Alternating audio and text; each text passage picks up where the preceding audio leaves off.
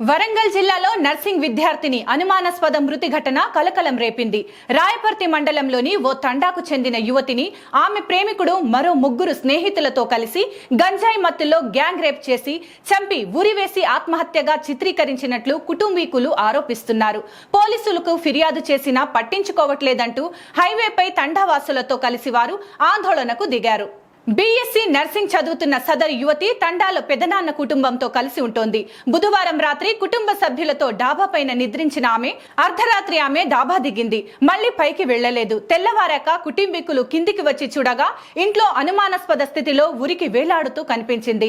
అయితే మరో తండాకు చెందిన నలుగురు యువకులే గ్యాంగ్ రేప్ చేసి చంపేశారంటూ కుటుంబ సభ్యులు తండావాసులు ఆరోపిస్తున్నారు.